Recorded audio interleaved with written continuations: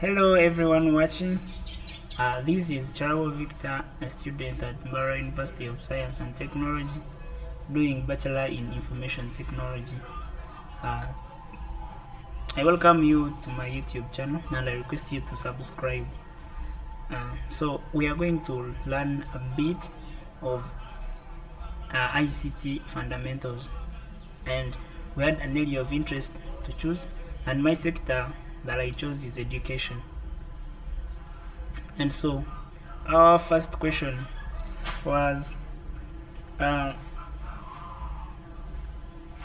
mention at least 5 solutions of ICT in education.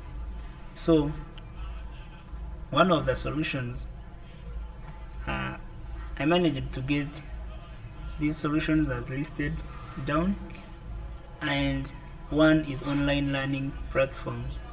Now, with the advancements of technology, online learning platforms have become increasingly popular, and these platforms provide access to educational resources, courses, interactive tools, allowing students to learn their own pace and from anywhere in the world. Secondly, there's personalized learning. This approach allows students to have more control over their learning, enabling them to explore topics they are passionate about and progress at their own pace. Thirdly, we have project-based learning.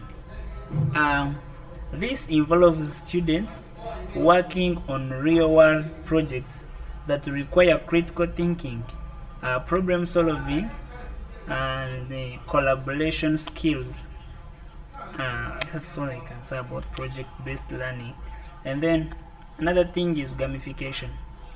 Gamification involves incorporating game elements such as points, badges, and leaderboards into the learning process.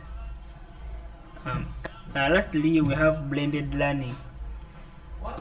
And then blended learning combines traditional face-to-face instruction with online learning. This approach allows for more flexible and personalized learning experience. So our next step will be choosing from this solution and then giving the way how it has revolutionized my sector, which is education. And my solution that I chose is gamification. So gamification,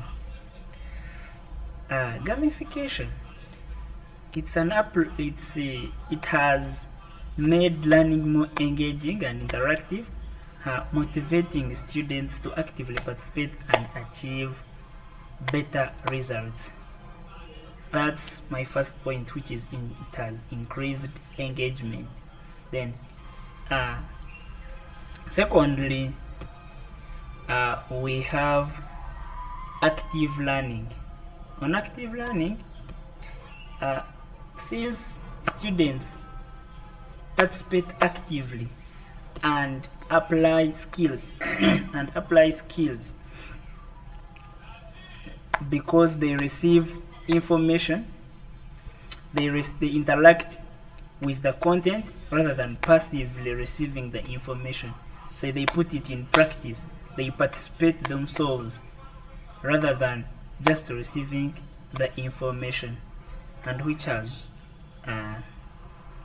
been a revolution. Thirdly, there is increased retention and understanding. Here, I mean, through this gamification enhances information retention.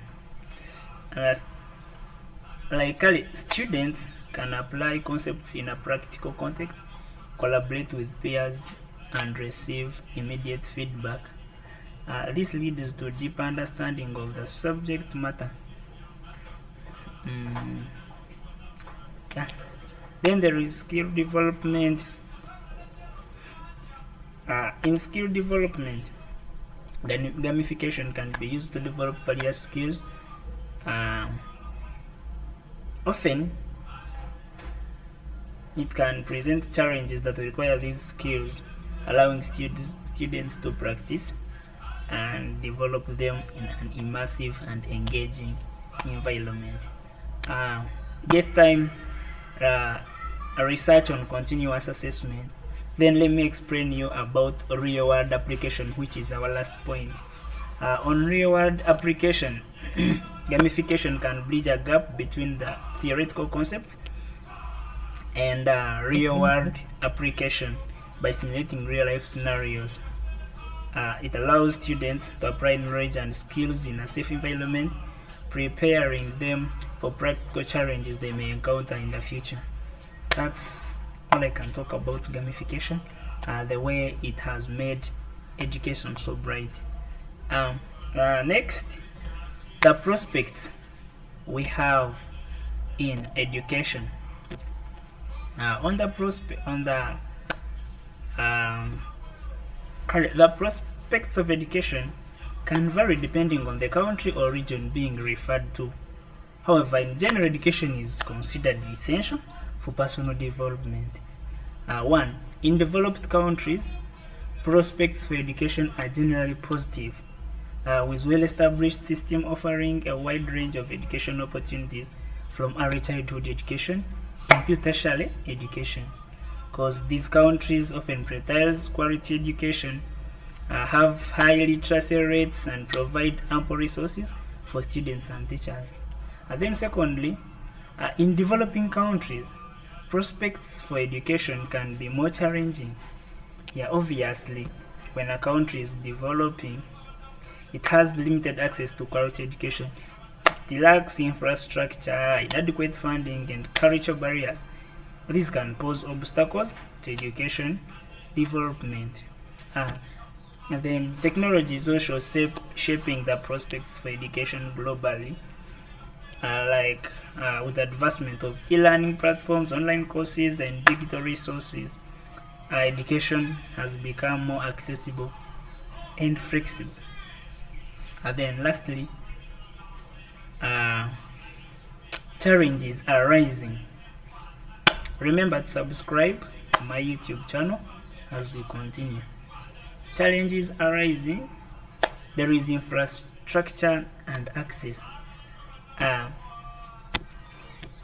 When I talk about infrastructure and access, it's one of the primary challenges, ensuring that all students and teachers have access to the necessary technology and internet connectivity. In many developing countries or remote areas, there may be lack of such infrastructure or limited access to ICT resources. Secondly, we have the cost. Implementing ICT in education can be expensive, as it requires investment in hardware, software, and internet connectivity. Then there is digital divide. When we come to this,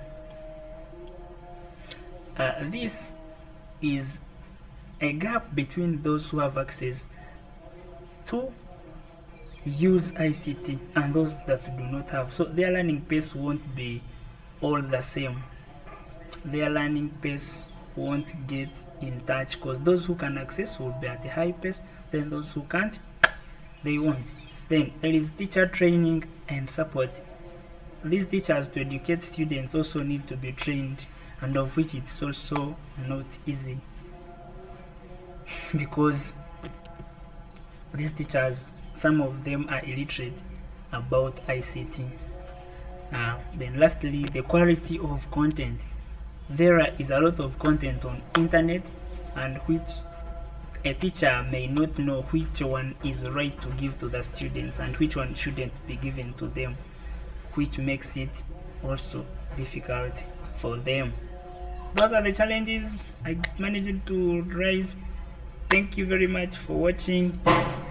Peace.